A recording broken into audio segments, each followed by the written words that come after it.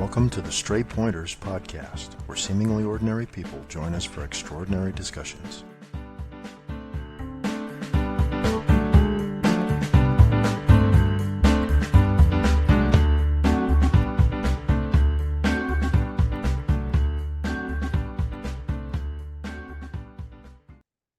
You're listening to Season 2, Episode 2 of the Stray Pointers podcast.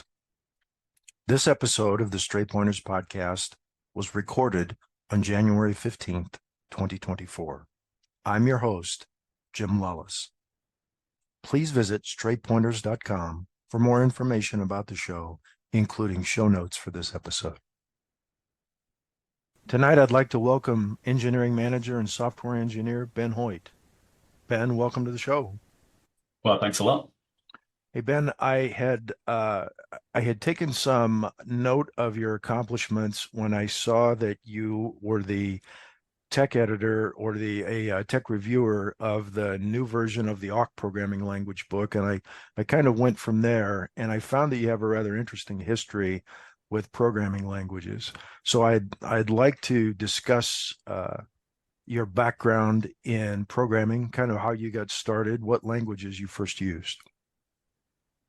Yeah, it goes a ways back. I started when I was a kid, in the, let's see, late 80s, early 90s. The first computer I remember was a Sega SC3000 console, which was a little keyboard computer all in one thing.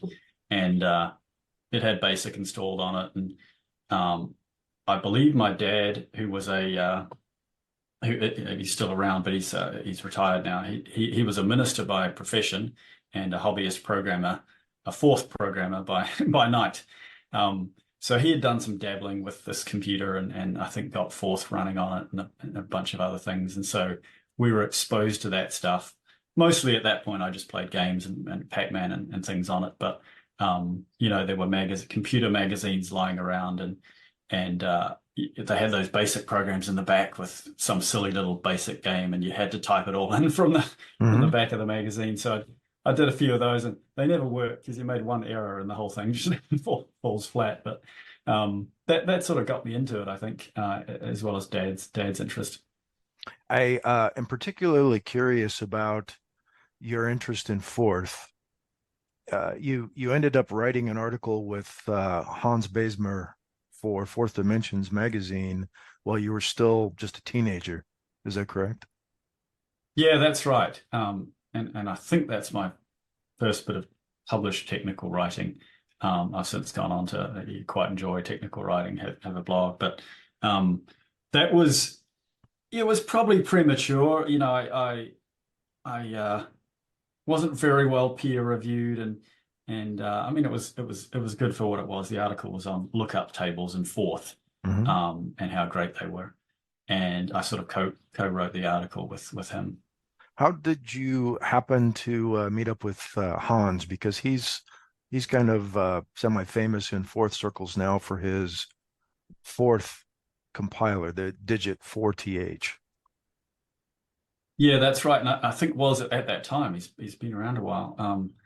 I've essentially never spoken to him since, but we somehow connected on comp.lang.forth or one of the news groups way back when, and I said I was doing some stuff on lookup tables and thought they were the bee's knees, and he said, "Oh, I like him too. How about we write an article for Fourth Dimensions?" I forget whether he suggested that. I think he probably did, that we co-write it. So that was a nice opportunity, and so I wrote up some code and then kind of wrote up my findings about how much faster they were than other techniques. And I think I played a bit fast and loose with, if you hold your fingers the right way and smile the right way, then they're faster. But most of the time they weren't. And I went with so it was a bit. That's why I say it was maybe a bit premature. I wasn't. It was shiny. It was a shiny thing, and I wanted to do these lookup tables, and so that they were the answer. They were the hammer that answered all questions. Sure. So, like any good Forther, you implemented your own Forth. You tell me a little bit about that? Yes. So Dad was heavily into Forth and had written his own Forth compiler or compilers. And so I started getting into programming seriously. And my first two languages were x86 assembly and Forth. And then I used 8086 assembly to write my own Forth in the DOS days. The great thing about Forth is that it's tiny. You can write a fully bootstrapping compiler in a small amount of code, maybe a couple of thousand lines of code. Mhm. And there's a little kernel that's written in assembly. If your primitives, they call them, the basic operations that make up the Forth kernel. And then on top of that, you write the rest in Forth itself. And so my first one was using, I think it was called the A86 assembler, if you're familiar with that, which was a neat tool. Yeah, it was a shareware assembler that was pretty popular. Yeah, that's right. And I think I only ever used the free version because I was a teenager and couldn't pay for stuff. But that was a really good little assembler. So the first version of my Forth was written using A86, the kernel, and then Forth on top of that. And then a couple of versions later, I figured out how to what they call meta compiling in the Forth community. So building Forth with Forth, building your Forth compiler with Forth. And for that, you pretty much need an assembler written in Forth. So I think I pulled one from the net and kind of hacked it, sort of almost like retyped it in and to understand it.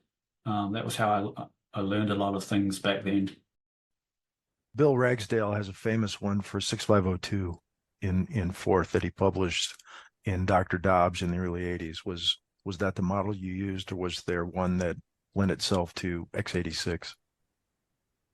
No, there was a specific x86 one. Okay. I don't remember the name of it. Let me see if it's here in a code comment. I probably didn't even reference my source on this one in the code comments by the looks. So no, it was based on an x86 assembler. I can't remember which one. Okay.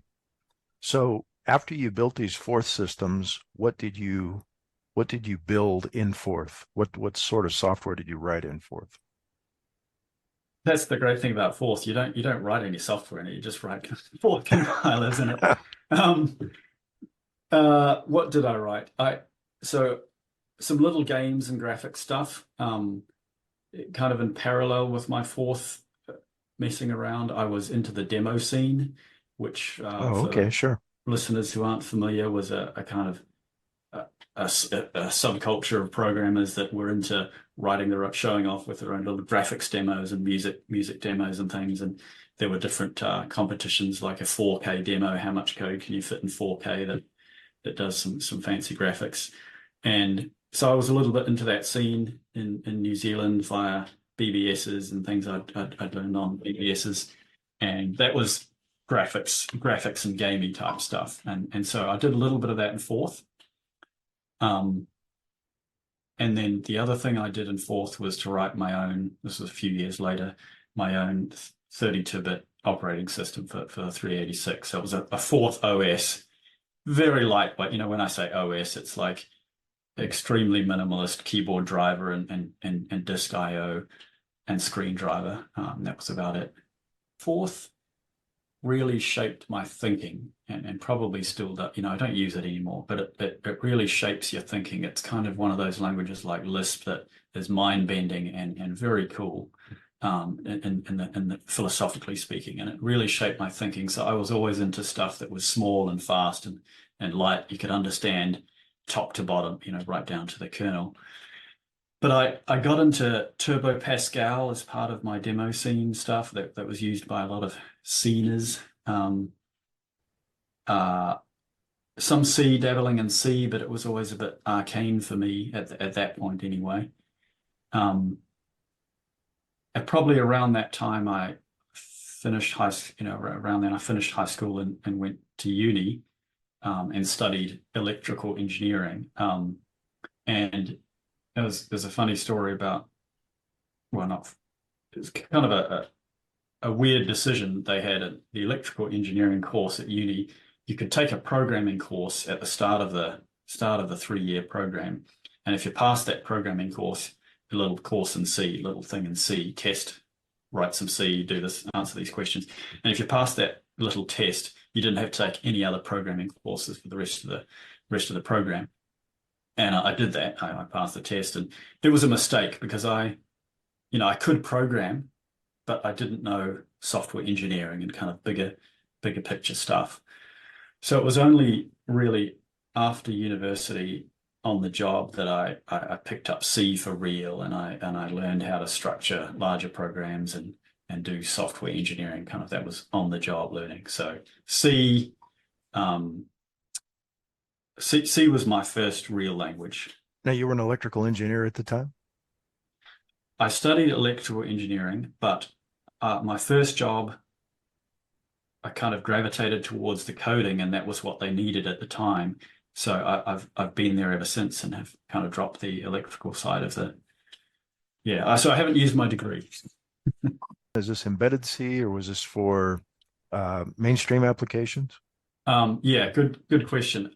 Embedded was kind of maybe half of the job, my first job, where I did little bootloaders for small micros or little device drivers for tiny microcontrollers, and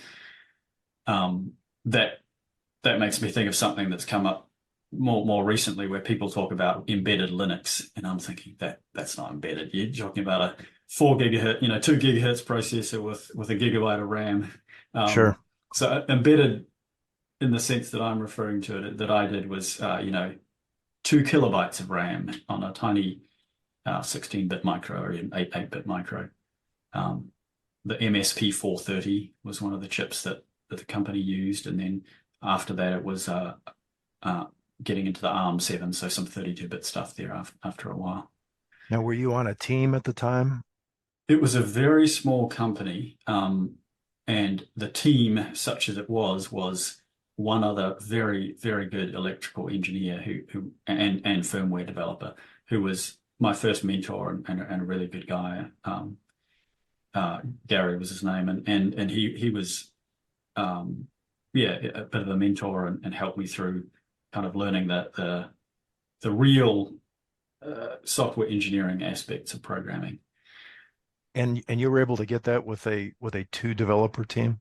I mean, version control and sharing source and build pipelines and all that sort of thing.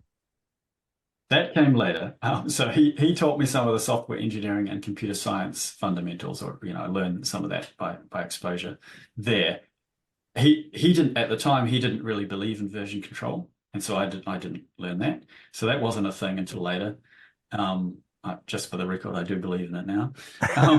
That's a good thing. It's a great thing. I use Git for everything. So version control and CI and all that came much later in my career. So here it was about sort of programming fundamentals and structuring things. And so I used C for some embedded work, but then it was the only real professional tool that I knew. And so I had to write a web backend for this weather system we were working on. It would have to do draw the web page, render the web page, and draw these pretty graphs, output some GIF files.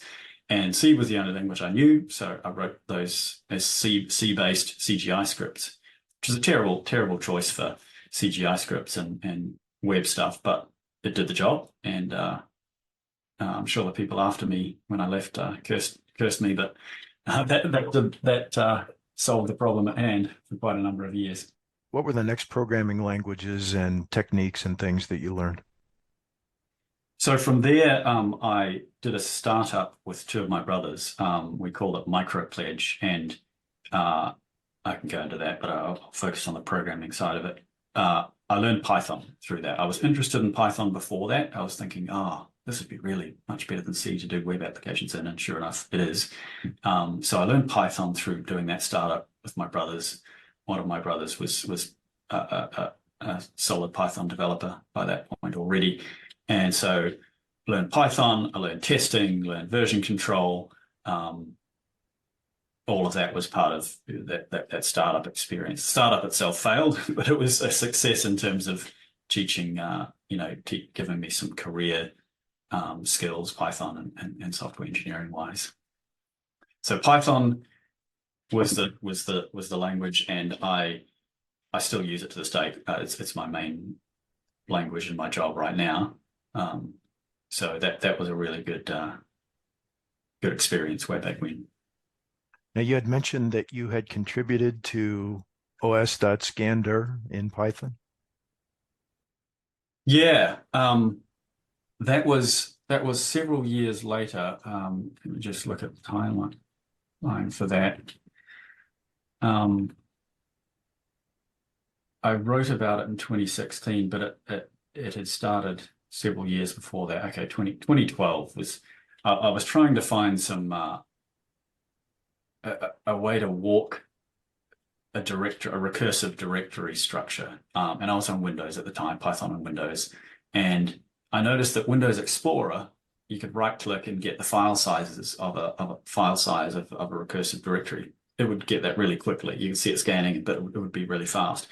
And you did that in Python using os.walk, and significantly slower. And I started looking into, why is this? Well, surely Python can be as fast as whatever Windows Explorer is doing. But it turns out, because of the design of os.walk and how it was implemented, it was doing a whole bunch of extra system calls, essentially an os.stat call on every file, in addition to the find file and find first and find next calls that Windows has to get the file names. You don't need to do those additional stat calls. So Python was doing the calls and then throwing away half the information and then doing the additional calls. And so scandir allows you to recurse through directories and get the information you need without throwing half of it away. Now, this was portable to all platforms, though, yes? Yes, so it uses different OS calls on Windows and Linux, but the same idea is present. Windows gives you a bit more from the find first and find next. It gives you all the file attributes from find first and find next. Linux only doesn't give you the size and stuff. It just gives you the file type, whether it's a directory or file. But even that on Linux still saves you an os.stat call to determine, is it a directory? Yep, recurse in. No, it's not. Don't recurse. So it was significantly faster even on Windows, but Linux got a speed boost as well. And on network file systems, it's faster yet, because as you can imagine, a reduced number of network calls is even better. And did os.walk, was that deprecated then? No, os.walk was re-implemented using scandir. So scandir is kind of the lower level tool, and the whole idea was to speed up os.walk. So we were able to re-implement os.walk, pretty much a similar structure, but rewritten using scandir instead of listdir plus os.stat calls. And so we didn't have to change the signature of os.walk at all. And people using it in their scripts just got the performance benefit without knowing about scandir. So that was that stuck in my mind as a really cool idea that you can completely change the guts of something. It's sort of obvious in retrospect, but you can completely change the implementation. Everyone gets the speed gains for free. And there was a lot of scripts that were using os.walk, so a lot of people benefited. So you had mentioned that you had written some CGI programs. You had formed a startup with your brothers and were doing some web work in Python then. So I assume that you had to assimilate some other technologies to be able to build, functioning websites, HTML, JavaScript, databases, that sort of thing. Yes, a fair bit of that. So databases and HTML, I learned. Well, I guess HTML I'd learned in the C job that I did, but certainly SQL databases were new to me when I joined the startup with my brothers, and they're a bit mind-bending the first time you run into the relational model, and it's quite different from a way of thinking, and so it took me a while to get the hang of that, but really powerful stuff, and have used SQL DBs ever since then. So definitely databases, some exposure to JavaScript. It was early on when JavaScript was kind of an add-on rather than the thing all of your websites were written in. Which I still don't like today, how people go to JavaScript first when they could use HTML for a lot of things. You talk a bit about that in an essay that you wrote called The Small Web. Very much so. And that kind of harkens back to what I mentioned before. I've always liked things that are fast and light and small.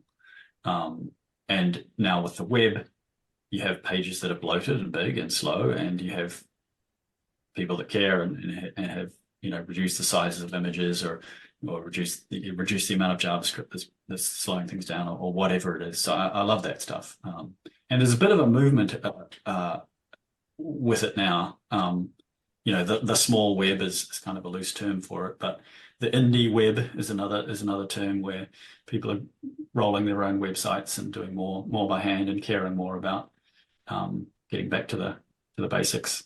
It's not just the web, though. You have applications written in Electron that are now desktop applications built on thick web technologies. So they're bringing all of this bloat to the desktop. Yes, definitely. I know I can see the value of reusing all of that tech. I think it's partly a packaging problem, and I've seen some work on, okay, we're not going to pull an Electron, we're going to use the OS's native browser technology or the browser that's already on your machine, but it's going to be a desktop app using that. And I forget what those tools are called, but that seems a better direction if you want to go that way. Your technical skill set then evolved a bit more. What were the next technologies that you had learned?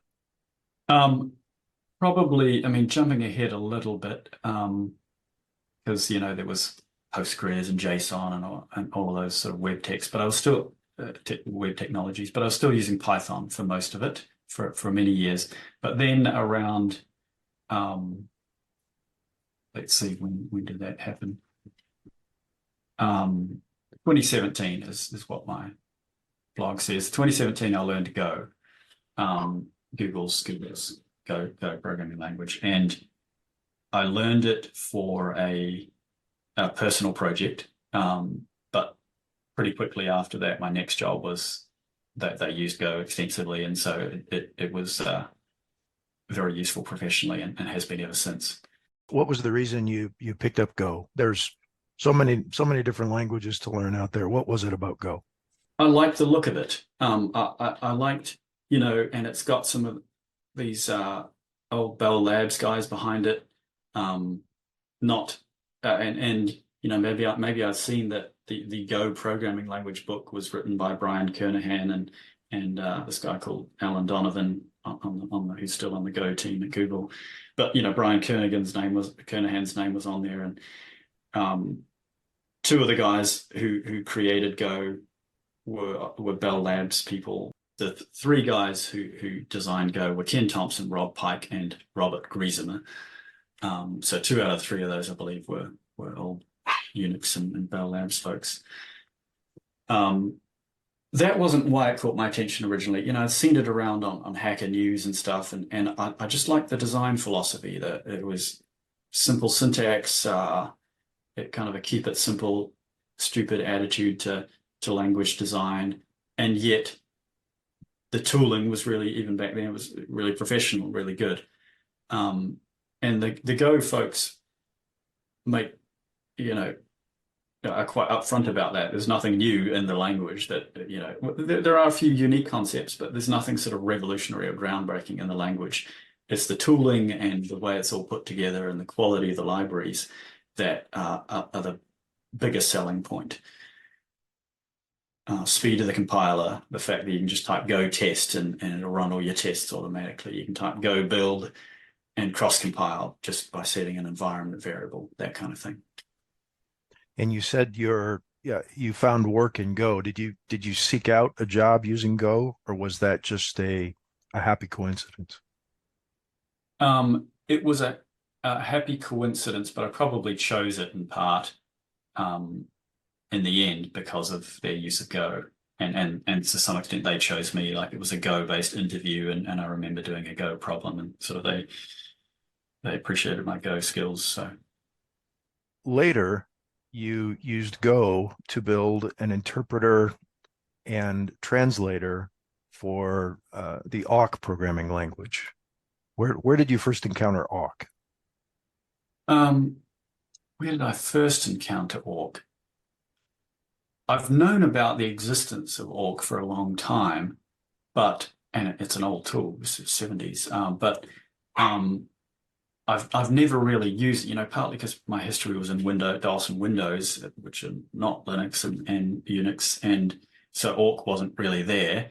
But I had known about it for a while, and then I started developing on Macs, which are Unix based, and then Linux proper, um, and started seeing more about awk. But what really got me going was reading the first couple of chapters of the awk programming language by Brian Kernighan and the AWK guys, Al Aho, Peter Weinberger, and Brian Kernighan, the three creators of awk. And so they've written this book together. I think it was primarily Brian's writing. That's my impression anyway.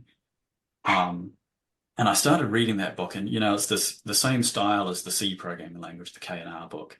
This terse, packed in. So by the end of chapter 2, you know all of awk. They've taught you all of awk, Mm-hmm. and the rest of the chapters are going into detail and writing a little compiler in awk and writing a little database system in awk, and it's pretty cool stuff what you can do with awk. And so it expanded awk from this arcane one-liner syntax that you see to, oh, this is actually quite a simple concept. It reads every line, it splits it into fields, and it does your action if the filter matches. So it's a simple concept, but it's a full programming language underneath. And so that just got my gears turning, and I thought I was doing a bunch of fiddling with parsing and programming language interpretation at the time, and I put the two together, and I thought I could write a little subset of this in Go. And so I did. I started writing a very minimalist awk version, which just took a single filter and a single action, and I kind of started adding more and more to that, until one day I realized, maybe I should just make this a full POSIX implementation. And that was when I was in New York. My wife and family lived in New York for about 10 years, and I had this hour-long bus/subway commute into work and back every day. And so I would sit in the bus for 30 or 40 minutes and in the mornings and hack away on my Go awk project. So it was really written on on a New Jersey Transit bus going into New York. What led to your inclusion on the new version of the awk programming language, the second edition? Yeah, that was, I think, my first correspondence with Brian Kernighan. Was I had seen an interview with Kernighan where he mentioned awk and how he was updating the one true awk, as they call it, his version of awk, to include support for CSV, comma separated value files. And that was also something I was keen to add to Go awk. Or maybe I had added it at that point. I forget the timeline. I did add it to Go awk. I forget the exact timeline, but I saw this interview and I thought, wow, I'm doing that stuff. So I started looking at Brian's code, Kernighan's code, and I thought, this is great. He's doing the same thing. And then I found some performance issues that I thought were performance issues. I think are actually legitimate performance issues with how he's handling UTF-8. So that was the other thing. He was doing CSV and adding UTF-8 or Unicode support to awk after all these years. And just as a side note, awk actually supports Unicode just fine if you're processing UTF-8, in the sense that, it's UTF-8 is an 8-bit encoding of Unicode, and so as long as you're not doing character by character processing of Unicode characters, everything works just fine. So most awk scripts work fine with UTF-8 already, even with older versions of awk, but there's certain features that need sort of character by character processing. So that's what he was adding. And so if you get the length of a string with Unicode character by character, you want the length of number of Unicode characters in the string rather than the number of bytes. And the performance problem was that the strlen, the length function in awk, becomes a order n operation, a linear operation in the length of the string, because it's got to count through the count through the bytes and decode the UTF-8 to figure out how many characters are in there. And so that the length operation on a string changes from an order 1 constant, super fast constant time operation to a order n linear time operation in the length of the string. And most of the time that's fine because strings are short. But if you're doing stuff like processing JSON files with awk, or crazy things that you probably shouldn't do with awk, but some people do, long strings, then if you're doing repeated length operations, it can quickly become an n squared problem, because you were doing length in a loop and suddenly you've got an n squared, sort of accidentally n squared issue. And so but long story short, I flagged this. So I had changed Go awk to be sort of Unicode aware in the same way, and I'd made that change to make length was then an order n operation, and somebody who was using Go awk said, this breaks my scripts because it makes my little JSON processor take 25 minutes on a medium-sized JSON file because of this exponential behavior. And so I had reverted that change in Go awk and said, no, this is too hard, I'm going back to bytes. And so because I'd made that mistake in Go awk already, I then reached out to Kernighan and said, look, I ran into this performance issue in Go awk, and you're probably going to kill the performance of certain types of awk usage, like processing JSON. And he acknowledged that was an issue. He decided against reverting it, or he said, I want to keep this behavior. I don't think it'll affect too many scripts. He's probably right. It's not going to affect most real world usage, but that is a little performance trap there. And so that's how I started talking to Kernighan about awk stuff. And a couple of years later, he, I guess he'd seen my name on Go awk and appreciated the project. And so when he was redoing his book, the second edition of the awk programming language, he reached out to me via email and said, hey, do you want to review this book and be one of the technical reviewers? That had to be a great feeling. Yeah, it was. It was really neat. And it's a bit of a proud moment to have my name in the technical reviewers for a Kernighan book. Absolutely. So what's on the horizon for Ben Hoyt? Well, I'm currently working at Canonical, and they use a lot of Go and Python. I was actually hired to Canonical through the Go awk project as well.